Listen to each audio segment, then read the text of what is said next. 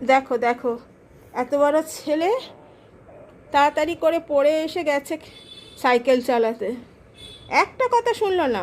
বললাম একটু পরে যা, না সে তাড়াতাড়ি করে গেল। তারপর স্টান্ট মারতে গেছেন উনি, এমন স্টান্ট মেরেছে যে সাইকেল স্কিড করে পড়ে দেখো কিরকম ভাবে পা ছিলে এনেছে। এই দেখো, দেখছো, পা ছিলেছে, পা কেটেছে। তার সাথে স্পেশাল অফার, স্পেশাল অফার থুতনি, থুতনিটাও গেছে।